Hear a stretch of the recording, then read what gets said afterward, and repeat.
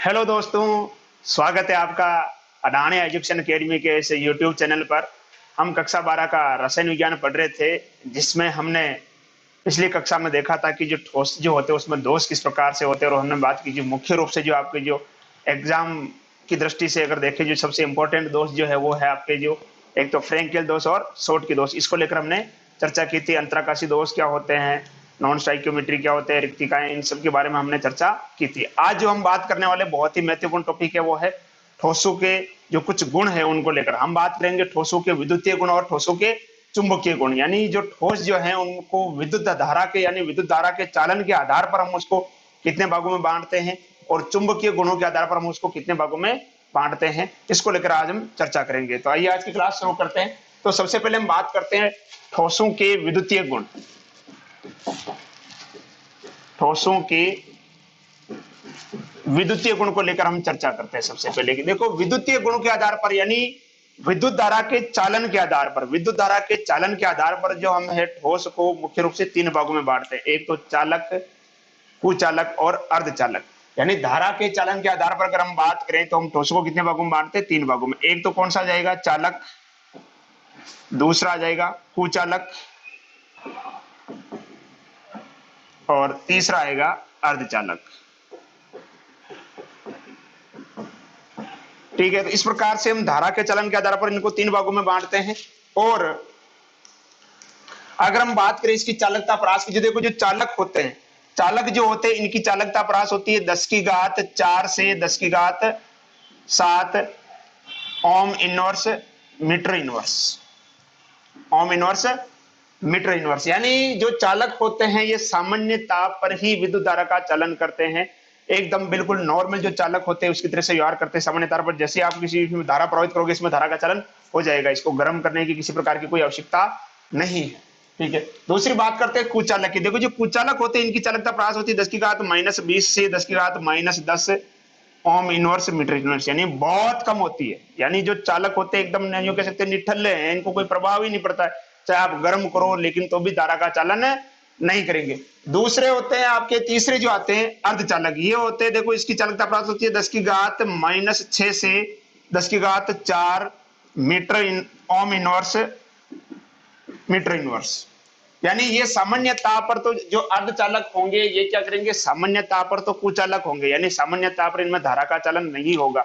लेकिन जब हम क्या करेंगे, ताप बढ़ाएंगे तो इनमें क्या होंगे, इलेक्ट्रॉन क्या करेंगे, गति करने लगेंगे, जिसकी वजह से क्या होगा, इनमें चालन होगा, इनमें चालन होगा। ठीक है, तो चालक क्या हो जाएंगे, जो सामान्य ताप पर विद्युत धारा का चालन करते हैं, यानी जिनकी चालकता बहुत अधिक होती है। कितनी होती है? परास जो होती है, रेंज जो होती है उनकी कितनी होती है? 10⁴ से 10⁻7 ओम इनवर्स मीटर इनवर्स इनकी रेंज होती है। कुचालक जो चालन करेंगे ही नहीं, किसी प्रकार से चालन नहीं करेंगे, चाहे ताप बढ़ाओ चाहे नहीं बढ़ाओ, कभी चालन नहीं करेंगे। इनकी जो चालकता परास है, जो रेंज है, बहुत ही कम होती है। कितनी होती है? 10⁻⁻20 से 10⁻⁻10 ओम इनवर्स मीटर इनवर्स। बात करें हम अर्धचालकों की, जो अर्धचालक जो होंगे ये सामान्य ताप पर क्या होंगे, कुचालक की तरह व्यवहार करेंगे, धारा का चालन नहीं करेंगे। लेकिन जब क्या करेंगे, हम ताप बढ़ाएंगे तो क्या करेंगे, धारा का चालन करेंगे। यानी सामान्य ताप पर कुचालक, लेकिन ताप देने पर क्या होते हैं, धारा का चालन करने लगते हैं, होते हैं क्या कहते हैं, अर्धचालक कहते हैं। तो यहाँ आपको सीधा सा बस ये ध्यान रखिए कि चालक क्या होते हैं, कुचालक क्या होते हैं, अर्धचालक क्या होते हैं। चालक वो हो जाएंगे जो धारा का चालन करेंगे, कुचालक जो धारा का चालन नहीं करेंगे, अर्धचालक जो धारा का चालन सामान्य ताप पर तो नहीं करते लेकिन ताप बढ़ाने पर करने लगते हैं, वो क्या हो जाते हैं, अर्धचालक हो जाते हैं। ठीक है, तो ये सीधा सा आप ये ध्यान रखिए चालक, कुचालक और अर्धचालक क्या होते हैं। अब बात करते हैं कि इनमें जो ताप का क्या प्रभाव पड़ता है उसको लेकर बात करते हैं। ठीक है, सबसे पहले जो मुख्य रूप से जो हम बात करते हैं चालक को लेकर, इसके ऊपर क्या ताप का प्रभाव पड़ता है, आगे हम बात की दूसरे पे चर्चा करेंगे। देखो चालक जो होते हैं, चालक को हम दो भागों में बांटते हैं। चालक को हम क्या करते हैं, दो भागों में बांटते हैं। एक तो होते हैं धात्विक चालक, यानी जो धातुएं होती है, धात्विक चालक। एक होते हैं वैद्युत अपघटनीय चालक, वैद्युत अपघटनीय चालक। देखो जो धात्विक जो चालक होते हैं, धात्विक चालक में जो विद्युत धारा के चालन का जो कारण होता है वो कौन होते हैं, इलेक्ट्रॉन होते हैं। जो धात्विक चालक हैं उनमें विद्युत धारा का चालन का जो कारण होता है वो कौन होता है, इलेक्ट्रॉन होता है। जबकि जो विद्युत अपघटनीय चालक है इनमें धारा का चालन का कारण कौन होता है, आयन होता है। कौन होता है, आयन। विद्युत अपघट्य के बारे में आप 11वीं क्लास के अंदर पढ़ चुके हो, इलेक्ट्रोलाइट जिसे हम कहते हैं। ठीक है, तो यहां हम बात करते देखो धात्विक चालक और विद्युत अपघट्य चालक बात कर रहे हैं, इस पर ताप का क्या प्रभाव पड़ता है।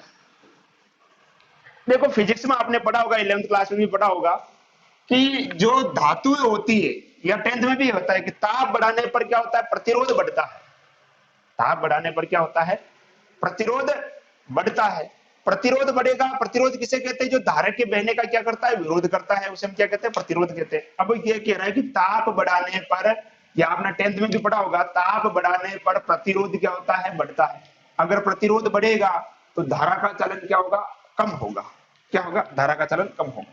ठीक है, तो ध्यान दे जो धात्विक चालक है इनमें धारा का जो चालन हो रहा है किसके कारण हो रहा है, इलेक्ट्रॉन के कारण। ताप बढ़ाने पर धातु का प्रतिरोध क्या होता है, बढ़ता है। ताप बढ़ाने पर धातु का प्रतिरोध क्या होता है, बढ़ता है। और प्रतिरोध का मतलब क्या हुआ, जो धातु के बहने का क्या करता है, विरोध करता है, वो प्रतिरोध होता है नहीं है। ठीक है, अब अगर प्रतिरोध बढ़ रहा है तो धारा क्या होगी, कम रहेगी। यानी ताप बढ़ाने पर धातु में विद्युत धारा का चालन क्या हो जाता है, कम हो जाता है। क्या हो जाता है, कम हो जाता है। क्लियर, याद रखिएगा। बात करते हैं विद्युत अपघटनीय चालक की बात करते हैं। इनमें देखो धारा का जो चालन होता है किसके कारण होता है, आयन के कारण होता है। किसके कारण होता है, आयन के कारण, यानी आयनिक यौगिक होते हैं। उदाहरण ले लेते हैं, सबसे अच्छा उदाहरण है sodium chloride NaCl। Sodium chloride आयनों में टूटता है, कैसे टूटता है, Na+Cl-, इस प्रकार से ये आयनों में टूटता है। ठीक है, अब आप भी जानते हो कि अपन जब ताप बढ़ाते हैं तो वियोजन ज्यादा होगा, वियोजन ज्यादा होगा तो आयन ज्यादा बनेंगे, और आयन ज्यादा बनेंगे, जितने ज्यादा आयन होंगे उतनी ज्यादा क्या होगा, धारा का क्या होगा, चालन होगा। जितने ज्यादा आयन होंगे उतना ही ज्यादा क्या होगा, धारा का चालन होगा। तो सीधी सी भाषा में हम ये कह सकते हैं कि अगर धात्विक चालक है तो ताप बढ़ाएंगे तो प्रतिरोध बढ़ेगा, प्रतिरोध बढ़ेगा तो धारा का चालन घटेगा। यानी अपन कह सकते हैं धातु की चालकता ताप बढ़ाने पर क्या होती है, घटती है। और दूसरी हम बात करें विद्युत अपघट्य चालक की, तो ताप बढ़ाने पर क्या होगा, वियोजन बढ़ेगा, वियोजन बढ़ेगा यानी आयनीकरण बढ़ेगा, यानी आयन की संख्या बढ़ेगी। आयन की संख्या बढ़ेगी तो चालकता भी क्या होगी, बढ़ेगी, यानी जो धारा का चालन है, विद्युत का चालन हो क्या होगा, ज्यादा होगा। तो सीधी सी भाषा में इसको भी हम क्या कह सकते हैं कि ताप बढ़ाने पर विद्युत अपघटनीय जो चालक होते हैं इनकी चालकता क्या होती है, बढ़ती है। क्लियर, तो ये तो हो गया इन पर ताप का प्रभाव। अब बात करते हैं इनमें धारा का चालन होता कैसे है, उसको लेकर बात करते हैं। देखो इसके लिए एक सिद्धांत दिया गया, बेंड सिद्धांत, बेंड थ्योरी जिसे हम कहते हैं। हालांकि इस सिद्धांत का कोई प्रायोगिक आधार नहीं है, इसका कोई प्रायोगिक आधार नहीं है, लेकिन काफी हद तक इसकी जो थ्योरी है आपको मदद करेगी इस चालकता को समझने के लिए कि थोड़ा बहुत कि आगे किस तरह से इनमें चालन हो सकता है। तो उसको लेकर हम बात करते हैं। ठीक है, तो देखिएगा क्या होता है, बेंड सिद्धांत को लेकर हम बात करते हैं। देखो बेंड सिद्धांत क्या कहता है, बात करते हैं हम बेंड सिद्धांत। खैर आजकल जो वास्तविक बैंड होते हैं उनकी आवाज के लिए तो तरसी गए, लॉकडाउन में शादियां वगैरह सब बंद हो गई, हालत खराब हो रही, लोगों की जीवन कैसे जाए हैं। उम्मीद करते हैं साल भर, तो मई जून आ रहा है यानी जीवने के महीने आ रहे हैं, लेकिन समय चेंज हो गया। इस बार कुछ भी नहीं मिला लोगों को, बैंड कहीं बजे ही नहीं, बैंड कहीं बजे ही नहीं, घर में ही बैंड बज गए, बैठे बैठे ही धंधे के बैंड बज गए। ठीक है, तो बात करते हैं बैंड सिद्धांत को लेकर। देखो बैंड सिद्धांत किसके बारे में बताता है, ये क्या कहता है कि कोई भी जो परमाणु होता है, आपने पढ़ा होगा, ये जैसे नाभिक है परमाणु का, ये पहला कोष, दूसरा कोष, तीसरा कोष, इसे हम ऊर्जा स्तर भी कहते हैं। क्या कहते हैं, ऊर्जा स्तर भी कहते हैं। ठीक है, अब हम जानते हैं, देखो जैसे मान लो कि अगर अपन जैसे जैसे बढ़ते हैं, पहले इलेक्ट्रॉन यहां भरेंगे, फिर इलेक्ट्रॉन यहां भरेंगे, फिर इलेक्ट्रॉन यहां भरेंगे। अब इसका अपन कोई सा भी एक उदाहरण लेके देखते हैं, समझ लीजिएगा आप, कोई सा भी उदाहरण ले लेते हैं अपन, मान लेते हैं अपन स्कैंडियम ले लेते हैं। स्कैंडियम कितना पाता है, 21 पाता है। इसका विन्यास लिखते हैं अपन 1s2 2s2 2p6 3s2 3p6 3d1 4s2, ये इसी प्रकार से विन्यास, यानी ये जो है खाली है, ये जबकि क्या है, भरे हुए हैं। ठीक है, अब देखो कोई भी स्थिति होती है, आप जानते हो कि जो भारी चीज होगी वो कहां रहेगी, नीचे रहेगी, और जो हल्की चीज होगी वो कहां रहेगी, ऊपर रहेगी। जो भारी चीज रहेगी वो तो कहाँ रहेगी, नीचे, और हल्की चीज कहाँ रहेगी, ऊपर। तो यहाँ पे भी क्या होता है, देखो यहाँ इलेक्ट्रॉन का घनत्व ज्यादा है तो ये नीचे रहेगा, और यहाँ इलेक्ट्रॉन का घनत्व कम है तो ये कहाँ रहेगा, ऊपर रहेगा। कहाँ रहेगा, ऊपर की तरफ रहेगा। ठीक है, तो ये इन्होंने बताया था कि यहाँ देखो इलेक्ट्रॉन पूरी तरह से बंद है, तो यानी ये इलेक्ट्रॉन कहीं जा ही नहीं सकते, ये इलेक्ट्रॉन कहीं जा ही नहीं सकते, तो ये आ जाएंगे अचालक बैंड में। किसमें आ जाएंगे, अचालक बैंड में आ जाएंगे। ठीक है, और दूसरी बात करते हैं, ये इलेक्ट्रॉन देखो ये क्या करते हैं, यहाँ ये कक्षा खाली है, जो कक्षा खाली होता है, जो बैंड कक्षा को मतलब उन्होंने यहाँ पर किससे जोड़ दिया, बैंड से जोड़ दिया, यानी ये भी बैंड, ये भी बैंड, ये भी बैंड, इस प्रकार से समझिएगा आप इसको। जो बैंड क्या है, खाली है, उसे अपन कहेंगे चालकता बैंड, और जिस बैंड के अंदर इलेक्ट्रॉन क्या है, ढीले बंधे हुए हैं, उन्हें हम क्या बोलेंगे, संयोजकता बैंड। और जिसके इलेक्ट्रॉन पर आकर्षण बहुत ज्यादा है उसे हम क्या बोलेंगे, कुचालक बैंड। अब अगर आपसे पूछे कि नाभिक के सबसे निकट कौन से कक्षक है, कौन सा कोष है, ये वाला कोष, ये नाभिक के सबसे ज्यादा निकट है ना, तो इस पर आकर्षण भी क्या रहेगा, ज्यादा रहेगा। नाभिक के निकट है भाई, ये 1:2:2p, ये नाभिक के पास में होता है, आप जानते हो 11th क्लास के अंदर परमाणु संरचना में पढ़ा होगा आपने। तो ये क्या है, नाभिक के पास में है, तो इस पर आकर्षण क्या होगा, ज्यादा होगा। आकर्षण ज्यादा होगा तो इलेक्ट्रॉन क्या रहेंगे, बंधे हुए रहेंगे, तो कहीं जाएंगे क्या। जब तक इलेक्ट्रॉन फ्री नहीं होंगे धारा का चालन नहीं करेंगे। इलेक्ट्रॉनों को धारा का चालन करने के लिए आवश्यक है वो इलेक्ट्रॉन क्या हो, फ्री हो, वो गति कर सके। लेकिन यहाँ इलेक्ट्रॉन बंधे हुए हैं तो ये धारा का चालन नहीं करेंगे। ठीक है, यहां अगर देखें तो ये जो इलेक्ट्रॉन है इसकी तुलना में कम आकर्षण का अनुभव करेंगे, यानी ये थोड़े बहुत इधर उधर हिल सकते हैं, लेकिन अगर ताप दे तो फिर जा भी सकते हैं। ठीक है, तो इसी तरह से इन्होंने बैंड बनाए थे, 3 बैंड इन्होंने बनाए थे, उसको लेकर हम बात करते हैं। सबसे पहले देखिएगा बैंड सिद्धांत के बारे में बात करते हैं, समझिएगा इसको ध्यान से।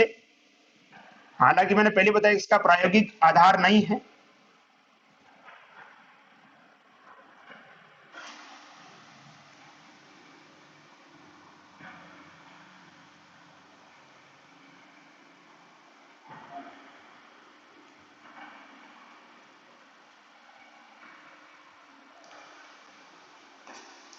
देखो जो सबसे नीचे नीचे वाला जो भाग है ये वाला, इसको ऐसे कर देता हूं मैं, ये पूरा भरा हुआ है, इलेक्ट्रॉन से पूरा भरा हुआ है, और इलेक्ट्रॉन प्रबल आकर्षण बंध से बंधे हुए, यानी इसके इलेक्ट्रॉन कहीं जा ही नहीं सकते, इसको हम बोलेंगे अचालक बैंड।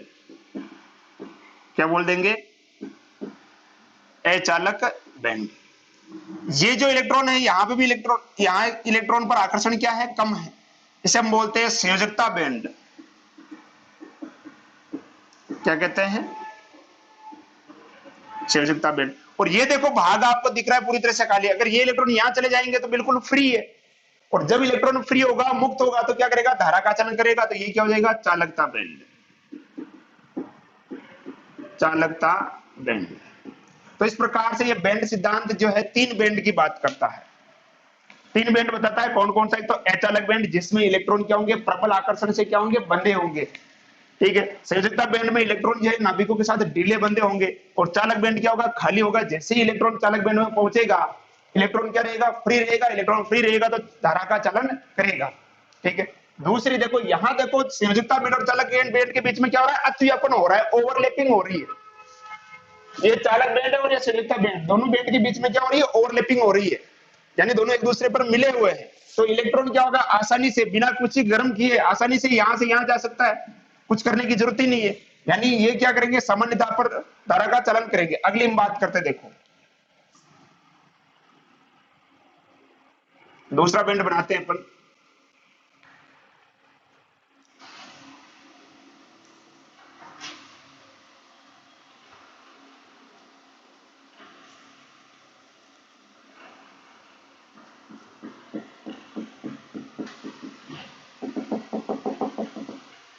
ये क्या हो जाएगा, अचालक, अचालक बैंड, संयोजकता बैंड और चालक बैंड।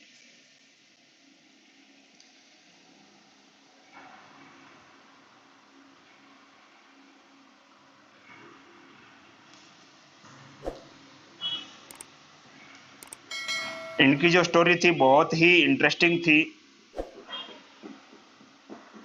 देखिएगा इधर, अब देखो यहां पर जो ये जो आपको गैप दिख रहा है, ये वाला गैप यहाँ कम है, यहाँ बहुत ज्यादा है, और यहाँ थोड़ा सा, इसको हम बोलते हैं निषिद्ध ऊर्जा अंतराल या निषिद्ध ऊर्जा क्षेत्र। निषिद्ध ऊर्जा अंतराल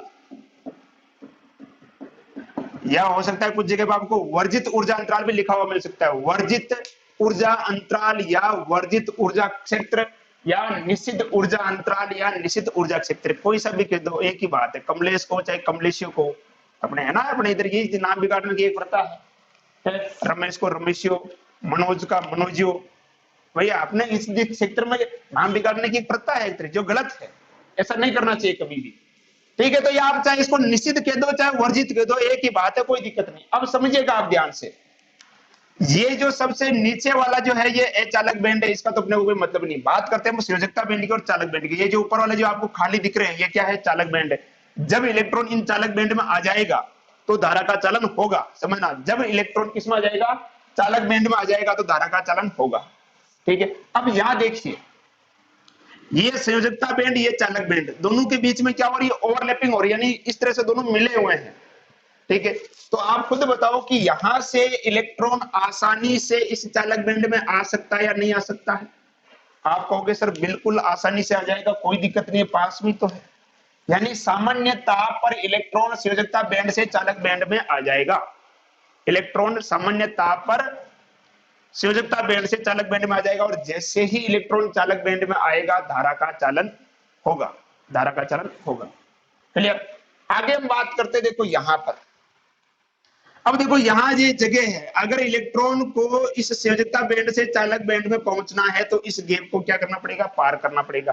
क्या आसानी से होगा, नहीं होगा, आसानी से नहीं होगा। सामान्य ताप पर इलेक्ट्रॉन संयोजकता बैंड से चालक बैंड में नहीं जाएगा, और जब इलेक्ट्रॉन चालक बैंड में नहीं जाएगा तो क्या विद्युत धारा का चालन होगा, नहीं होगा। जब इलेक्ट्रॉन चालक बैंड में नहीं जाएगा तो विद्युत धारा का चालन नहीं होगा। ठीक है, अब अगर आपको इलेक्ट्रॉन को यहां से यहां पहुंचाना है तो क्या करना पड़ेगा, आपने 11th में पढ़ा है कि इलेक्ट्रॉन को अगर निम्न ऊर्जा स्तर से अगर उच्च ऊर्जा स्तर में भेजना हो तो उसको क्या करो, ऊर्जा दो। क्या करो, ऊर्जा दे दो। और ऊर्जा क्या है, उष्मा है एक प्रकार की। यानी अगर हम क्या करेंगे, इसको गर्म करते हैं, यदि यहां अगर इसको हम गर्म करते हैं तो इलेक्ट्रॉनों को क्या मिलेगी, ऊर्जा मिलेगी। इलेक्ट्रॉन को ऊर्जा मिलने के कारण इलेक्ट्रॉन क्या करेगा, इस निश्चित ऊर्जा अंतराल को पार करके कहां चला जाएगा, चालक बैंड में चला जाएगा। इसका मतलब सामान्य ताप पर, नॉर्मल टेम्परेचर पर इलेक्ट्रॉन यहां से यहां तक नहीं पहुंच सकता है, लेकिन ताप देने के बाद इलेक्ट्रॉन यहां पहुंच जाता है। मतलब ये हुआ कि ये सामान्य ताप पर क्या होगा, कुचालक होगा, धारा का चालन नहीं करेगा। लेकिन जब हम क्या करेंगे, इसको ताप देंगे, गर्म करेंगे, ताप देने पर क्या होगा, इलेक्ट्रॉन यहां से यहां तक पहुंच जाएगा और ये क्या करेगा, धारा का चालन करेगा। तो ऐसे कौन से पदार्थ थे जो सामान्य ताप पर तो क्या थे, कुचालक थे, लेकिन ताप देने पर क्या हो गए थे, चालक। तो उसे हम क्या बोलते थे, अर्धचालक बोलते थे। क्या बोलते थे, अर्धचालक। ठीक है, बात करते हैं इसकी। देखो यहाँ जो निश्चित ऊर्जा अंतराल है इसकी तुलना में देखो बहुत ज्यादा है, यहाँ तो इतना सा, यहाँ ये बहुत ज्यादा है। ठीक है, तो ताप देने पर इलेक्ट्रॉन क्या यहाँ पहुंचेगा, गैप बहुत ज्यादा है, तो ताप देने पर भी इलेक्ट्रॉन वहां नहीं पहुंच जाएगा, वापस आ जाएगा, क्योंकि गैप बहुत ज्यादा है। इलेक्ट्रॉन चालक बैंड में पहुंच ही नहीं पाएगा, क्यों, क्योंकि निश्चित ऊर्जा अंतराल का मान बहुत ज्यादा है।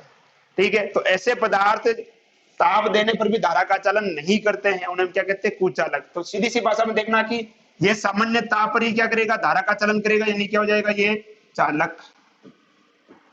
सामान्य ताप पर जो धारा का चालन करता है उसे हम क्या कहते हैं, चालक कहते हैं। ठीक है, देखो यहाँ पर देखो ऊर्जा अंतराल का मान बहुत ज्यादा है, ताप देने पर भी इलेक्ट्रॉन संयोजकता बैंड से चालक बैंड में नहीं पहुंच रहा है, यानी ताप देने के बाद भी इलेक्ट्रॉन ये विद्युत धारा का चालन नहीं करेगा, तो वो क्या होते हैं, कुचालक। ये क्या हो जाएगा, कुचालक। अब देखो यहाँ देखो, सामान्य ताप पर इलेक्ट्रॉन यहां से यहां तक नहीं पहुंच रहा है, यानी ये क्या है, कुचालक है। लेकिन जब ताप देते हैं तो इलेक्ट्रॉन संयोजकता बैंड से चालक बैंड में चला जाता है और धारा का चलन होता है, तो ये क्या हो जाएगा, अर्धचालक हो जाएगा। क्या हो जाएगा, अर्धचालक। क्या हो जाएगा, अर्धचालक। ठीक है, तो इस प्रकार से जो बैंड सिद्धांत है, बैंड सिद्धांत ने बड़ी आसानी से चालक, अचालक या कुचालक और अर्धचालक को समझा दिया। हालांकि मैंने पहले बताया था प्रायोगिक कोई आधार नहीं है, लेकिन समझाने का जो तरीका है ये बहुत अच्छा है कि इलेक्ट्रॉन कैसे पहुंच जाता है चालक बैंड में और धारा का चलन होता है। ठीक है, अब बात करते हैं कि सर धातुएं जो होती है बहुत महंगी होती है, भारी भी होती है। अगर हर चीज के अंदर अगर धातु का उपयोग किया जाएगा, जैसे लैपटॉप वगैरह हो गए, टीवी वगैरह हो गई, अगर उसमें धातु के तार का ही उपयोग किया जाएगा तो उसके अंदर वजन बहुत ज्यादा हो जाएगा। तो आपको ऐसे चालक की आवश्यकता पड़ी जिसके अंदर वजन भी क्या हो, कम हो, धारा का चलन भी आसानी से हो। लेकिन अपन जानते हैं धातु में क्या होता है, वजन कम होता। ठीक है, ये मुख्य रूप से इस प्रकार से जो अधातुएं होती है। लेकिन समस्या क्या आ रही है कि इनको गर्म करना पड़ता है। इनको क्या करना पड़ता है, गर्म करना पड़ता है। अब बार बार तो गर्म कर नहीं सकते अपन, तो एक नया तरीका अपनाया गया कि इसके अंदर अपन क्या करते हैं, कुछ मिश्रण मिला दे, कुछ पदार्थ इसके अंदर मिला दे, जिससे धारा का चलन क्या हो जाए, सामान्य ताप पर ही होने लगे। ठीक है, तो यहाँ हम जो मुख्य रूप से जो बात करेंगे, किसको लेकर बात करेंगे, अर्धचालक को लेकर बात करेंगे। किसको लेकर बात करेंगे, ये बैंड सिद्धांत कंप्लीट है मित्रों, इसमें इससे ज्यादा कुछ नहीं है। ठीक है, यहाँ अगर जो आपसे डेफिनेशन जो पूछी जाएगी वो किसको लेकर पूछी जा सकती है, निश्चित ऊर्जा अंतराल को लेकर पूछी जा सकती है। ठीक है, या बैंड सिद्धांत का चित्र पूछा जा सकता है, इससे ज्यादा कुछ नहीं पूछेंगे। ठीक है, बैंड सिद्धांत के आधार पर चालक, अचालक या अर्धचालक और कुचालक को समझिए, तो इस प्रकार से आप इसको समझा सकते हो, सीधा सा है। ठीक है भाई, चालक बैंड में क्या होता है, यानी चालक में क्या होता है कि सामान्यतः पर इलेक्ट्रॉन शीर्षता बैंड से चालक बैंड में चले जाते हैं, इसलिए सामान्यतः पर धारा का चलन करता है। कुचालक में क्या होता है, निश्चित ऊर्जा अंतराल का मान अधिक होता है, जिसके कारण क्या होता है, ताप देने पर भी इलेक्ट्रॉन शीर्षकता बैंड से चालक बैंड में नहीं पहुंच पाते हैं, इसलिए धारा का चलन नहीं करता है। जबकि जो अर्धचालक जो होते हैं, अर्धचालकों में क्या होता है कि सामान्यतः पर तो इलेक्ट्रॉन शीर्षकता बैंड से चालक बैंड में नहीं पहुंचता है, लेकिन जब हम क्या करते हैं, इसको ताप देते हैं, तो ताप देने के बाद इलेक्ट्रॉन जो है वो शीर्षकता बैंड से चालक बैंड में पहुंच जाता है। ठीक है, इसलिए क्या करते हैं, ताप देने पर धारा का चलन करने लगते हैं। अब हम बात करते हैं अर्धचालकों को लेकर भी। अर्धचालक जो है ये कितने प्रकार के होते हैं, इसको लेकर हम बात करते हैं, अर्धचालकों के प्रकार को लेकर। अर्धचालक, देखो अर्धचालक को जो है मुख्य रूप से दो प्रकार या दो भागों में बांटते हैं। देखो, एक तो है शुद्ध या नेज अर्धचालक, शुद्ध या नेज अर्धचालक, और दूसरा है अशुद्ध या अपमिश्रण या डोपिंग, डोपित कह सकते हैं, डोपित अर्धचालक, डोपित अर्धचालक। देखो ये भी दो प्रकार के होते हैं, शुद्ध, माफ कीजिएगा, अशुद्ध जो अर्धचालक होते हैं दो प्रकार के होते हैं। एक तो होते हैं एन टाइप और एक होते हैं पी टाइप। एन टाइप और पी टाइप के अर्धचालक। और सबसे ज्यादा इंपॉर्टेंट जो अगर आपके है इस टॉपिक में, धातु के विद्युतीय गुण, इनमें ये दोनों इंपॉर्टेंट है, एन टाइप और पी टाइप। देखो जितने भी टॉपिक हुए सब में मैंने बता दिया है कि किस टॉपिक में से क्या क्या इंपॉर्टेंट है, और मान के चलिए कि 90 से 95% उन्हीं में से प्रश्न पूछे जाएंगे, जिसके लिए मैं कह रहा हूं कि इंपॉर्टेंट है। इसलिए अभी से तैयारी जारी कर लें, कंप्लीट। घर में बैठे हैं अच्छी बात है, लेकिन पढ़ाई करें, पढ़ाई नहीं कर रहे ये बुरी बात है।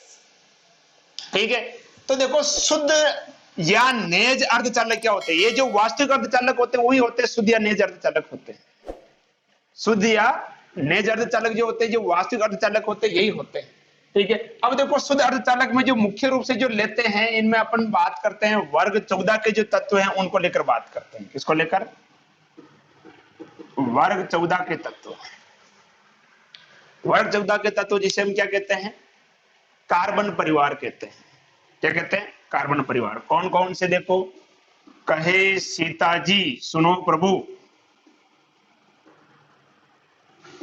सुनो प्रभु, यानी सिलिकॉन और जर्मेनियम मुख्य रूप से जो शुद्ध अर्धचालक ये के रूप में जो काम में लिया जाता है। किसको लिया जाता है, एक तो सिलिकॉन और एक जर्मेनियम को, इन दोनों को मुख्य रूप से काम में लेते हैं शुद्ध अर्धचालक के रूप में।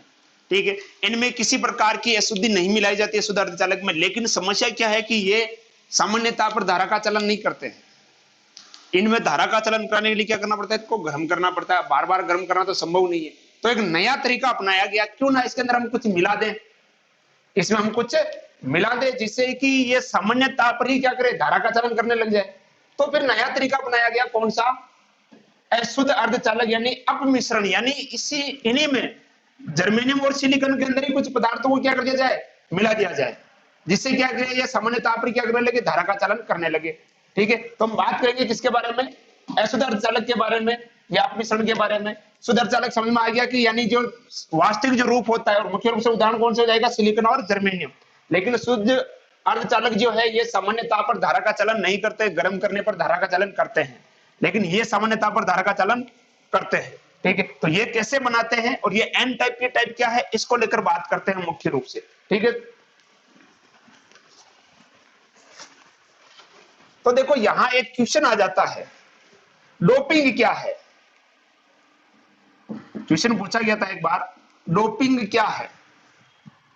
डोपिंग क्या है, देखो आपके पास शुद्ध अर्धचालक है, शुद्ध अर्धचालक की चालकता बढ़ाने के लिए उसके अंदर जो पदार्थ मिलाएंगे उसे क्या कहेंगे, डोपिंग कहते हैं। तो आप लिखना चाहो तो लिख लो, डोपिंग क्या है, लिखो शुद्ध अर्धचालक, शुद्ध अर्धचालक की चालकता बढ़ाने के लिए, शुद्ध अर्धचालक की चालकता बढ़ाने के लिए, शुद्ध अर्धचालक की चालकता बढ़ाने के लिए उनमें कुछ अशुद्धि मिलाई जाती है, कुछ अशुद्धि मिलाई जाती है। इस प्रक्रिया को डोपिंग कहते हैं, इस प्रक्रिया को डोपिंग कहते हैं। क्लियर। अब बात करते हैं ये डोपिंग अर्धचालक जो होते हैं कितने प्रकार के होते हैं, दो प्रकार के, एन टाइप और पी टाइप। ध्यान से देखिएगा, मैं ले रहा हूं वर्ग 14 का तत्व ले रहा हूं, कौन सा ले रहा हूं, वर्ग 14 का तत्व सिलिकॉन। कौन सा लेता हूं मैं, सिलिकॉन। दोनों में उदाहरण में समझिएगा एक बार पहले आप,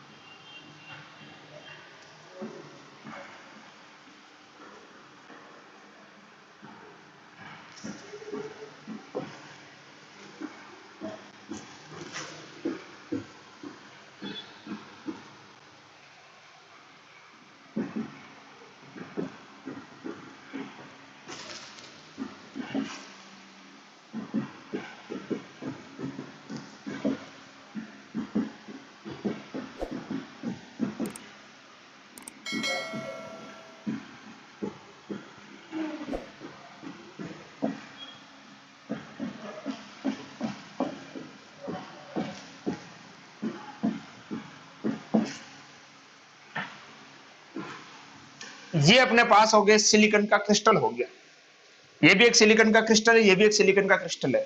शुद्ध सिलिकॉन का क्रिस्टल है, देखो बिल्कुल एकदम शुद्ध। ठीक है, सिलिकॉन जो है ये है वर्ग 14 का तत्व है, कार्बन परिवार का तत्व है, और इसके बाह्यतम कोश में इलेक्ट्रॉन कितने होते हैं, 4 इलेक्ट्रॉन होते हैं। सिलिकॉन के बाह्यतम कोश में इलेक्ट्रॉन कितने होते हैं, 4 होते हैं। ठीक है, आप चाहो तो देखो इनको गोला भी बना सकते हो ऐसे, मैंने तो क्या कि फटाफट के लिए बना दिया, बाकी आप चाहो तो डिजाइन के रूप में बना सकते हो अच्छे से। ठीक है, ये सिलिकॉन है। अब देखिए इस सिलिकॉन को कोई सा भी एक सिलिकॉन अपन लेके चलते हैं, ये सिलिकॉन है, इसके बाह्यतम कोश में इलेक्ट्रॉन कितने हैं, देखो 4 इलेक्ट्रॉन है। कितने इलेक्ट्रॉन है, 4 इलेक्ट्रॉन है। ठीक है, एक इलेक्ट्रॉन इधर, एक इलेक्ट्रॉन इधर, एक इलेक्ट्रॉन इधर, एक इलेक्ट्रॉन इधर। ठीक है, यानी चारों इलेक्ट्रॉन इसके सहसंयोजक बंध बना रहे हैं। ये इलेक्ट्रॉन इसके साथ सहसंयोजक बंध बना रहा है, ये इलेक्ट्रॉन इसके साथ सहसंयोजक बंध बना रहा है, ये इलेक्ट्रॉन इसके साथ सहसंयोजक बंध बना रहा है, और ये इसके साथ सहसंयोजक यानी कोवेलेंट बॉन्ड बना रहे हैं। क्या बना रहे हैं, कोवेलेंट बॉन्ड बना रहे हैं। ठीक है, अब यहां देखो कोई इलेक्ट्रॉन मुक्त है क्या, नहीं है। सिलिकॉन के पास 4 इलेक्ट्रॉन थे, 4 इलेक्ट्रॉन बंध बनाने में भाग ले चुके हैं।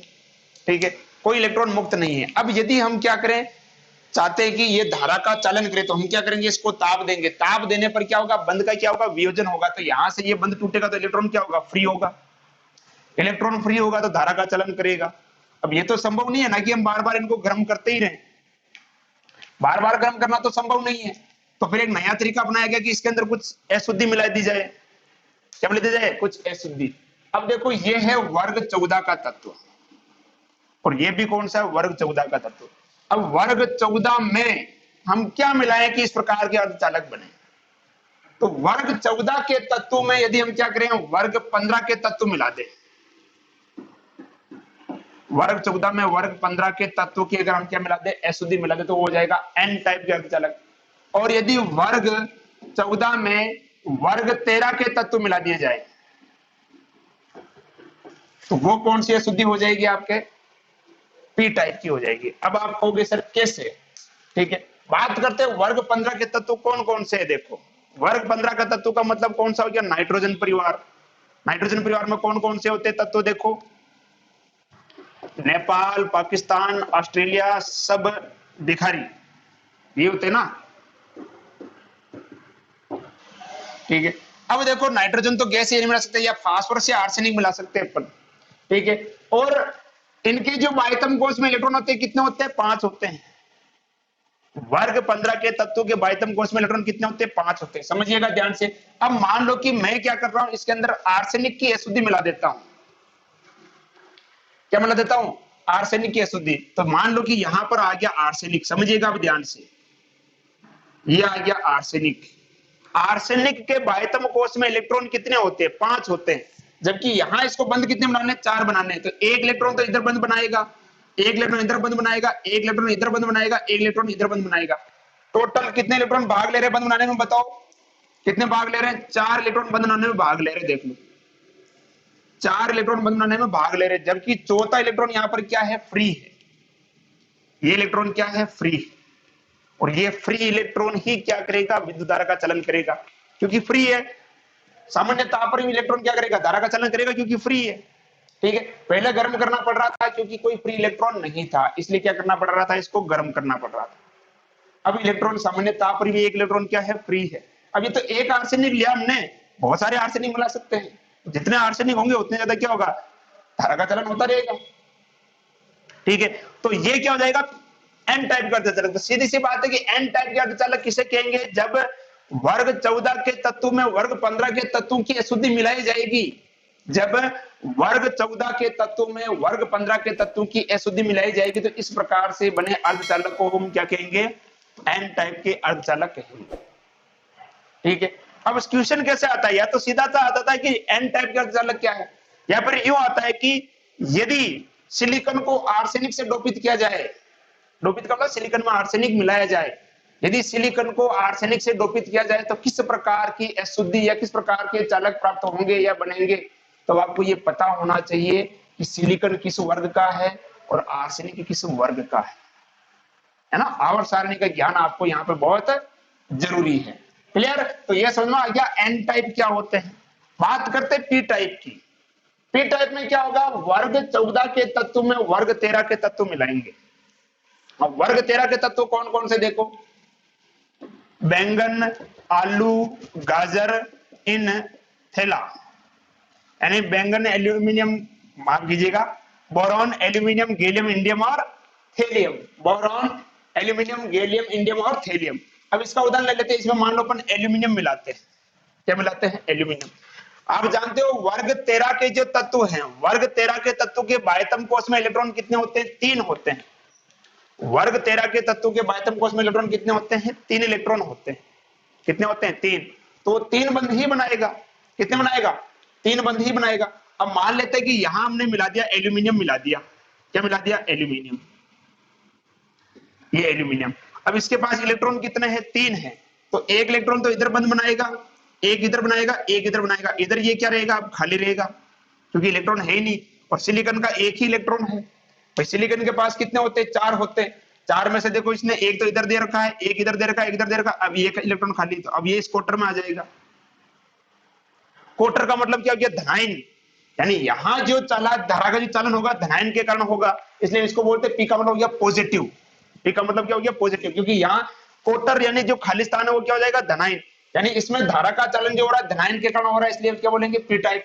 जबकि यहां धारा का चलन किसके कारण हो रहा है? इलेक्ट्रॉन का कारण, यानी नेगेटिव, इसलिए क्या बोलेंगे? एन टाइप बोलेंगे। क्या बोलेंगे? N type. क्लियर? तो समझ में आ गया पी टाइप क्या हो जाएगा? जब वर्ग 14 के तत्व में वर्ग 13 के तत्व को मिलाया जाएगा या वर्ग 13 के तत्व की अशुद्धि मिलाई जाएगी तो इस प्रकार से जो अर्धचालक बनेंगे उसे हम क्या बोलेंगे? पी टाइप अर्धचालक कहेंगे। ठीक है, अब आजकल देखो कुछ नए उदाहरण भी पूछे जाते हैं। जैसे मान लो वर्ग 12 और 16 को लेकर पूछ लेते हैं, वर्ग 13 और 15 को लेकर पूछ लेते हैं। तो आपको यहाँ पर ध्यान में, जैसे मान लो आपसे पूछ लिया जाए कि जिंक सल्फाइड किस प्रकार का अर्धचालक हो जाएगा, तो भाई जिंक तो कौन सा गया? वर्ग 12 का हो गया। और सल्फर कौन सा हो गया? वर्ग 16 का हो गया, यानी ये कौन सी प्रकार के हो गए, वर्ग 12 और वर्ग 16, उनसे बना अर्धचालक हो गया ये। क्लियर? तो इस प्रकार से क्वेश्चन पूछे जाते हैं। ठीक है, तो ये हमने बात की ठोसों के विद्युतीय गुण के बारे में। तो बात करते हैं ठोसों के चुंबकीय गुण के बारे में। समय की बचत के लिए मैंने पहले लिख दिया, वीडियो बहुत ज्यादा लंबा हो जाता है। बहुत सारे बच्चे कहते हैं कि सर बहुत ज्यादा लंबा हो जाता है, वीडियो बोर हो जाते हैं देखते देखते। अब बोर कहीं को होते हैं, पढ़ाई करो, पढ़ाई में बोर हो रहे हो तुम, अच्छा मौका है। ठीक है, तो बात करते हैं हम चुंबकीय गुण, यानी मैग्नेटिक प्रॉपर्टी जो है ये इनमें कैसे आती है। देखो आपने 11th में पढ़ा होगा और छोटी क्लास में पढ़ा होगा, जैसे कि ये एक नाभिक हो गया, परमाणु, यहाँ ये जो कोश है यहाँ इलेक्ट्रॉन चक्कर लगाता है। इलेक्ट्रॉन एक तो क्या करता है, कोश में चक्कर लगाता है इस तरह से। ठीक है, तो उसको हम बोलते हैं इलेक्ट्रॉन की कक्षीय गति कहते हैं। कौन सी गति, कक्षीय गति। और दूसरा इलेक्ट्रॉन क्या करता है, अपने खुद की अक्ष पे भी घूमता है। जैसे पृथ्वी जो है, पृथ्वी सूर्य के चारों ओर घूमती नहीं घूमती है, पृथ्वी खुद भी अपने अक्ष पर घूमती है और सूर्य के चारों ओर भी घूमती है। तो इलेक्ट्रॉन भी उसी प्रकार से नाभिक के चारों ओर भी घूमता है और खुद की अक्ष पे भी घूमता है। ठीक है, तो एक तो इलेक्ट्रॉन की कौन सी गति हो जाएगी, अगर इलेक्ट्रॉन क्या करेगा, नाभिक के चारों ओर घूमेगा तो कौन सी गति कहलाएगी, उसकी कक्षीय गति। और खुद की अक्ष पर घूमेगा तो उसे हम बोलेंगे अक्षीय गति। इन कक्षीय गति और अक्षीय गति दोनों के कारण जो प्रभाव उत्पन्न होता है, उन्हीं प्रभाव का कारण है चुंबकीय प्रकृति। तो चुंबकीय प्रकृति के आधार पर हम देखते हैं कि ठोस कितने प्रकार के होते हैं। चुंबकीय गुण के आधार पर जो ठोस होते हैं कुल 5 प्रकार के होते हैं, कुल 5 प्रकार के ठोस होते हैं। अब देखो किस प्रकार से हम इसको डिवाइड कर सकते हैं, ये देखिए। सबसे पहला जो आता है आपका, वो आता है अणुचुंबकीय। पहला ठोस आता है कौन सा, अणुचुंबकीय। अणुचुंबकीय ऐसे ठोस होते हैं जब हम क्या करते हैं, इनको चुंबकीय क्षेत्र में रखते हैं तो ये दुर्बल रूप से क्या करते हैं, चुंबकीय क्षेत्र को क्या करते हैं, आकर्षित करते हैं। या यूं समझ लीजिए कि ये एक चुंबक है, ये एक चुंबक है और इसके बीच में मैंने क्या किया, एक ठोस को रख दिया इस तरह से। ठीक है, तो चुंबक जो होती है उससे क्या निकलती है, चुंबकीय क्षेत्र रेखाएं, या जिसे हम चुंबकीय बल रेखाएं कहते हैं। तो ये ठोस क्या करते हैं, चुंबकीय बल रेखाओं को क्या करते हैं, आकर्षित करते हैं इस तरह से। यानी ये जो चुंबकीय बल रेखाएं इन ठोसों के बीच में से गुजर जाती है इस तरह से, ये चुंबकीय बल रेखाओं को क्या करते हैं, आकर्षित करते हैं, दुर्बल रूप से आकर्षित करते हैं, दुर्बल रूप से आकर्षित करते हैं। यानी चुंबकीय बल रेखाओं को क्या करते हैं, आकर्षित करते हैं। और जैसे हम क्या करते हैं, इनसे चुंबकीय क्षेत्र को हटाते हैं, इनमें से चुंबकीय गुण क्या हो जाता है, समाप्त हो जाता है। यानी जब इनको हम क्या करेंगे, चुंबकीय क्षेत्र में रखेंगे, अणुचुंबकीय को जब हम क्या करेंगे, चुंबकीय क्षेत्र में रखेंगे, तो ये चुंबकीय क्षेत्र को क्या करेंगे, चुंबकीय बल रेखा को क्या करेंगे, आकर्षित करेंगे, जिसके कारण इनमें क्या हो जाएगा, चुंबकीय गुण आ जाएगा। लेकिन जैसे ही हम क्या करेंगे, इनसे चुंबक को हटाएंगे, चुंबकीय क्षेत्र से इनको हटाएंगे, इनसे भी चुंबकीय गुण क्या हो जाएगा, समाप्त हो जाएगा। यानी क्या इनका उपयोग हम स्थायी चुंबक बनाने में कर सकते हैं, नहीं कर सकते। ठीक है, तो अणुचुंबकीय जो पदार्थ होते हैं इनका उपयोग स्थायी चुंबक बनाने में नहीं कर सकते, क्योंकि चुंबकीय क्षेत्र से हटाने के बाद इनका चुंबकीय गुण क्या हो जाता है, समाप्त हो जाता है। अब समाप्त होने का जो कारण है, देखो एक तो इनके अंदर क्या होता है, अयुग्मित इलेक्ट्रॉन होते हैं। युग्मित इलेक्ट्रॉन, अयुग्मित इलेक्ट्रॉन आप पढ़ चुके हो। अयुग्मित इलेक्ट्रॉन कैसे होते हैं, देखो इस तरह से, इसमें क्या होते हैं, अयुग्मित इलेक्ट्रॉन होते हैं, ऐसे अयुग्मित इलेक्ट्रॉन होते हैं। इसके उदाहरण क्या हो जाएगा, देखो कॉपर +2, कॉपर +2 का आप विन्यास लिख के देखोगे, जैसे मान लो कि 3d1 आएगा इसके अंदर, कॉपर +2 का अगर आप विन्यास लिख के देखोगे तो क्या जाएगा, 3d1, यानी डी पूरा खाली है, डी के अंदर एक ही इलेक्ट्रॉन है, अयुग्मित इलेक्ट्रॉन है। उसी प्रकार से Fe+3 देख लो, टाइटेनियम ऑक्साइड देख लो, वेनेडियम डाइऑक्साइड देख लो। ठीक है, तो ये इसके उदाहरण हो जाएंगे। बस ध्यान ये रखना का कि अणुचुंबकीय क्या होंगे, जिन्हें चुंबकीय क्षेत्र में रखने पर दुर्बल रूप से क्या होंगे, आकर्षित होते हैं। इनमें क्या होते हैं, अयुग्मित इलेक्ट्रॉन होते हैं। इनका उपयोग स्थायी चुंबक बनाने में नहीं किया जा सकता। इसके उदाहरण ये ध्यान रखिए, इससे ज्यादा आपको कोई ध्यान रखने की जरूरत नहीं है। अकॉर्डिंग टू 12th के बाद कॉम्पिटिशन एग्जाम में भी, कॉम्पिटिशन एग्जाम में भी केवल इसके एग्जाम्पल पूछे जाएंगे, केवल और केवल एग्जाम्पल पूछे जाएंगे। एग्जाम्पल आपको ध्यान में रखना है, बस इतना सा ध्यान रखना कि ये दुर्बल रूप से क्या होंगे, आकर्षित होंगे। अगला आता है प्रतिचुंबकीय, ठीक इसका उल्टा, अगर ये आकर्षित होते हैं ये क्या हो जाएंगे, प्रतिकर्षित हो जाएंगे। दुर्बल रूप से क्या होंगे, प्रतिकर्षित होंगे। दुर्बल रूप से क्या होंगे, यहाँ केवल प्रतिकर्षित लिखा, जगह की कम होने के कारण आप नोट्स में साथ में बनाते रखिए। दुर्बल रूप से क्या होंगे, प्रतिकर्षित। यानी ये एक चुंबक है, ये आपका नॉर्थ पोल हो गया और ये साउथ पोल हो गया। चुंबक के दो ध्रुव होते हैं, उत्तरी ध्रुव और दक्षिणी ध्रुव। यहां मैंने चुंबक के बीच में अगर कोई पदार्थ रखा तो ये क्या करेंगे, चुंबकीय क्षेत्र को क्या करेंगे, प्रतिकर्षित होंगे इस तरह से। यानी चुंबकीय बल रेखाएं इसके अंदर से नहीं गुजरेगी, ये चुंबकीय क्षेत्र को क्या करेंगे, प्रतिकर्षित करेंगे। तो जाहिर सी बात है कि चुंबक तो बन ही नहीं सकता, इनके अंदर गुण आएगा ही नहीं, आंशिक गुण भी नहीं आएगा। ठीक है, इसके अंदर क्या होता है, युग्मित इलेक्ट्रॉन होते हैं। और अपन जानते हैं जब इलेक्ट्रॉन क्या हो, युग्मित हो, जब इलेक्ट्रॉन क्या हो, युग्मित हो, तो वो क्या करते हैं, एक दूसरे के प्रभाव को क्या कर देते हैं, निरस्त कर देते हैं, जिसके कारण उनका जो चुंबकीय आघूर्ण है म्यू, चुंबकीय आघूर्ण यानी म्यू जो होता है, म्यू क्या हो जाता है, इनका 0 हो जाता है चुंबकीय आघूर्ण, क्योंकि युग्मित इलेक्ट्रॉन एक दूसरे के चुंबकीय आघूर्ण को क्या कर देते हैं, निरस्त कर देते हैं। ये भी आप 11th में पढ़ चुके हो। युग्मित इलेक्ट्रॉन जो होते हैं ये एक दूसरे के चुंबकीय प्रभाव को निरस्त कर देते हैं, जिससे चुंबकीय आघूर्ण क्या होता है, शून्य हो जाता है। तो प्रति चुंबकीय में ये ध्यान रखिएगा कि ये चुंबकीय क्षेत्र को क्या करेंगे, दुर्बल रूप से क्या करेंगे, प्रतिकर्षित करेंगे। इनमें इलेक्ट्रॉन कैसे होंगे, युग्मित होंगे। जैसे मान लो कि जिंक +2 देख लो, जिंक +2 का मतलब क्या होगा, 4s से 2 इलेक्ट्रॉन निकल गए, यानी इसका क्या हो जाएगा, 3d10 होता है ये 3d10, यानी डी क्या है, पूरा भरा हुआ, यानी इलेक्ट्रॉन क्या हो गए, युग्मित हो गए। टाइटेनियम ऑक्साइड देख लो, सोडियम क्लोराइड देख लो, मैग्नीशियम +2 C6H6 यानी बेंजीन देख लो। तो ये सब किसके उदाहरण हो गए, प्रतिचुंबकीय उदाहरण हो गए। प्रतिचुंबकीय चुंबकीय क्षेत्र में रखने पर क्या होते हैं, प्रतिकर्षित होते हैं, इसलिए इनका उपयोग चुंबक बनाने में नहीं कर सकते हैं, ठीक है। और इसके अंदर क्या होता है, युग्मित इलेक्ट्रॉन। अब बात करते हैं लोहे चुंबकीय की। देखो लोहे चुंबकीय जो होते हैं इनमें भी क्या होते हैं, अयुग्मित इलेक्ट्रॉन होते हैं। कैसे होते हैं, अयुग्मित इलेक्ट्रॉन होते हैं इनमें भी। इनमें अयुग्मित इलेक्ट्रॉन का एक समूह होता है जिसे हम डोमेन कहते हैं। अयुग्मित इलेक्ट्रॉन का क्या होता है, एक समूह होता है जिसे हम क्या कहते हैं, डोमेन कहते हैं। और जब हम क्या करते हैं, इनको क्या करते हैं, इस पदार्थ को जैसे हम चुंबकीय क्षेत्र में रखते हैं तो जितने भी जो इलेक्ट्रॉन है प्रबल रूप से एक ही दिशा में क्या हो जाते हैं, उनका चक्रण हो जाता है, उसे हम क्या कहते हैं, डोमेन कहते हैं। इनका उपयोग हम देखो, ये प्रबल रूप से आकर्षित होंगे, तो जैसे जब हम क्या करते हैं, इनको चुंबकीय क्षेत्र से हटाते हैं, लोहे चुंबकीय पदार्थों को जब हम क्या करते हैं, चुंबकीय क्षेत्र से हटाते हैं, उसके बाद भी इनमें चुंबकीय गुण विद्यमान रहता है। यानी हम कह सकते हैं कि इनका उपयोग हम स्थायी चुंबक बनाने में कर सकते हैं। उदाहरण के तौर पर जैसे मान लो कि आपके पास पेचकस सभी में होती है, स्क्रू पेच जो होता है घर में, आप क्या करो, उसको चुंबक से रगड़ो, चुंबक से हम रगड़ते हैं, चुंबक से रगड़ने के बाद 5 मिनट या 10 मिनट बाद भी अगर आप किसी स्क्रू के पास उसको ले जाओगे तो वो स्क्रू क्या हो जाएगा, उसके चिपक जाएगा। मतलब क्या हुआ कि आपके पास आयरन है यानी लोहा है, लोहे को आपने किस पर रगड़ा, चुंबक पर रगड़ा, यानी चुंबकीय क्षेत्र में रख दिया एक तरह से, और उसको रगड़ने के बाद आपने हटा लिया। उसके बाद जब आप उसको किसी स्क्रू के पास ले जा रहे हो, स्क्रू से चिपक रहा है, इसका मतलब यह होगा कि अभी भी उसके अंदर चुंबकीय गुण विद्यमान है, ठीक है। तो लोहे चुंबकीय पदार्थ जो होते हैं ये चुंबकीय क्षेत्र से क्या करते हैं, प्रबल क्या होते हैं, आकर्षित होते हैं, और चुंबकीय क्षेत्र हटाने के बाद भी इनमें चुंबकीय गुण विद्यमान रहता है। अतः हम कह सकते हैं कि इनका उपयोग हम क्या कर सकते हैं, चुंबक बनाने में कर सकते हैं। तो सीधा सा क्वेश्चन होता है कि स्थायी चुंबक बनाने के लिए कौन से पदार्थ का उपयोग कर सकते हैं, लोहे चुंबकीय पदार्थ का उपयोग हम स्थायी चुंबक बनाने में करते हैं, ठीक है। इसमें इलेक्ट्रॉन कैसे होते हैं, अयुग्मित इलेक्ट्रॉन होते हैं, और मैंने बताया था इनमें अयुग्मित इलेक्ट्रॉनों का एक समूह होता है जिसे हम क्या कहते हैं, डोमेन कहते हैं। उदाहरण क्या हो जाएगा, देखो आयरन, कोबाल्ट, निकल और क्रोमियम ऑक्साइड, ये कई बार पूछा गया है क्रोमियम ऑक्साइड का, ठीक है। तो सीधा सा तो फेकोनी, फेकोनी और क्रोमियम ऑक्साइड, ठीक है। फेकोनी क्रोमियम ऑक्साइड, क्रोमियम ऑक्साइड मेरी तरफ फेकोनी, ऐसे भी याद रख सकते हो, ठीक है।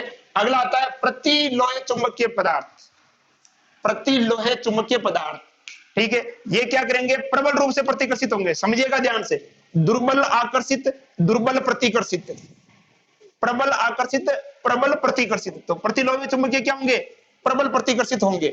इनमें क्या होगा, समान संख्या में जितने इलेक्ट्रॉन युग्मित होंगे उतने ही क्या होंगे, अयुग्मित होंगे, जितने इलेक्ट्रॉन युग्मित होंगे उतने ही क्या होंगे, अयुग्मित होंगे। आप यूं बना सकते हो, ये कैसे हो गए, यानी विपरीत चक्रण वाले, माफ कीजिएगा, इसके अंदर समान संख्या में अगर 3 इलेक्ट्रॉन अगर मान लो दक्षिणावर्त है तो 3 क्या होंगे, वामावर्त। समान संख्या में विपरीत चक्रण वाले इलेक्ट्रॉन होते हैं, समान संख्या में विपरीत चक्रण वाले इलेक्ट्रॉन जितने क्या होंगे, दक्षिणावर्त होंगे, उतने क्या होंगे, वामावर्त। तो दक्षिणावर्त वाले क्या करेंगे, वामावर्त के गुणन को क्या कर देंगे, निरस्त कर देंगे।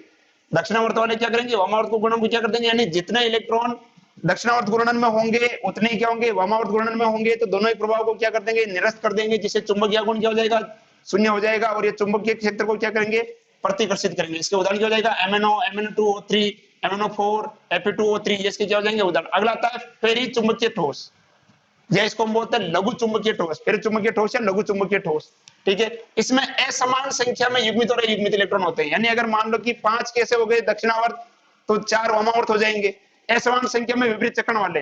3 अगर मान लो वामावर्त है तो 2 क्या हो जाएंगे, दक्षिणावर्त हो जाएंगे। यानी असमान संख्या में, लिख देता हूं मैं, असमान संख्या में विपरीत चक्रण वाले इलेक्ट्रॉन, असमान संख्या में क्या होते हैं, विपरीत चक्रण वाले इलेक्ट्रॉन होते हैं। और ये क्या करते हैं, चुंबकीय क्षेत्र को दुर्बल रूप से क्या करते हैं, आकर्षित करते हैं। यानी इनका जो गुण होता है लगभग किसके समान होता है, अनुचुंबकीय ठोसों के समान होता है। यानी अपन कह सकते हैं कि लघु चुंबकीय ठोस, जिसे हम क्या बोलते हैं, फेरी चुंबकीय ठोस भी कहते हैं, इनके जो गुण है किसके समान होते हैं, अनुचुंबकीय ठोसों के समान होते हैं। ठीक है, बस फर्क यह है कि इसके अंदर सभी इलेक्ट्रॉन कैसे होंगे, अयुग्मित होंगे, सभी का चक्रण क्या होगा, समान होगा। लेकिन इसके अंदर क्या होगा, इलेक्ट्रॉन अयुग्मित होंगे, लेकिन उनका चक्रण क्या होगा, भिन्न भिन्न होगा और असमान संख्या में होंगे। चक्रण तो देखो प्रतिलोम चुंबकीय में भी क्या होता है, भिन्न भिन्न होता है, लेकिन समान संख्या में। अगर 3 दक्षिणावर्त तो 3 वामावर्त, लेकिन इसमें क्या होगा, 3 अगर मान लो दक्षिणावर्त है तो 4 वामावर्त हो जाएंगे, 5 वामावर्त हो जाएंगे। यानी असमान संख्या में इलेक्ट्रॉनों का चक्रण क्या होता है, भिन्न भिन्न होता है। ठीक है, ये भी चुंबकीय क्षेत्र को क्या करते हैं, दुर्बल रूप से आकर्षित करते हैं। अब दुर्बल रूप से आकर्षित करने का मतलब क्या हुआ, देखो कि आप कहोगे सर इसमें भी तो भिन्न भिन्न चक्रण है, इसमें भी भिन्न भिन्न, लेकिन इसमें क्या है, अगर मान लो कि 3 का चक्रण वामावर्त है और 5 का क्या है, दक्षिणावर्त है। ठीक है, तो 3 से 3 तो क्या हो जाएंगे, निरस्त हो जाएंगे, लेकिन 2 तो बचेंगे, 2 तो युग्मित बचेंगे, तो 2 इलेक्ट्रॉन क्या करेंगे, दुर्बल रूप से क्या करेंगे, उसको आकर्षित करेंगे। इसलिए ये दुर्बल रूप से क्या करते हैं, आकर्षित करते हैं। इसका उदाहरण क्या हो जाएगा, देखो मैग्नेटाइट और फेराइट, Fe3O4 और Mg Fe2O4, इसको हम क्या बोलते हैं, फेराइट, और इसको क्या बोलते हैं, मैग्नेटाइट। ये हो गया फेराइट और ये क्या हो जाएगा, मैग्नेटाइट। ये इसका उदाहरण हो गया। तो ये आज की क्लास में हमने देखा कि ठोस जो है उनके विद्युतीय गुण और चुंबकीय गुण को लेकर हमने चर्चा की। विद्युतीय गुण के अंदर मैं एक बार फिर से आपको कह रहा हूं कि जो सबसे इंपॉर्टेंट है आपके एन टाइप और पी टाइप, उनको अच्छे से कंप्लीट कर ले, और इनसे कोई ज्यादा विशेष प्रश्न आपके बनता नहीं है, उदाहरण दिए जाते हैं। और ज्यादा अगर कोई क्वेश्चन बन जाता है तो एक इसको लेकर, डोमेन को लेकर पूछ लेते हैं कि डोमेन क्या होता है, एक चुंबकीय समान दिशा में चक्रण का जो इलेक्ट्रॉन का एक समूह होता है, जो ठोसों का एक समूह होता है, उसे हम क्या बोलते हैं, डोमेन कहते हैं। बाकी नॉर्मल छोटी डेफिनेशन पूछी जाती है, बहुत कम प्रश्न इससे पूछे जाते हैं। दोनों टॉपिक को आप एक साथ लेके चलिए, ठोसों के विद्युतीय गुण और चुंबकीय गुण, इन दोनों का अगर हम कंपैरिजन करेंगे तो जो ज्यादातर इंपॉर्टेंट जो निकल के आएगा वो आएगा आपका एन टाइप और पी टाइप। क्लियर? तो मोटे तौर पर अगर हम देखें तो ये अध्याय आपका कंप्लीट हो चुका है। अब एक छोटा सा जो टॉपिक रहा है उसमें हम देखेंगे क्रिस्टल का जो घनत्व है वो कैसे निकालते हैं, एक टॉपिक और है, तो वो हम अगली क्लास में पढ़ेंगे। और इस चैप्टर के जो प्रमुख प्रश्न है वो भी हम अगली कक्षा में करके इस चैप्टर को समाप्त करेंगे। तब तक आप घर में रहे, सुरक्षित रहे, पढ़ाई करते रहे। धन्यवाद।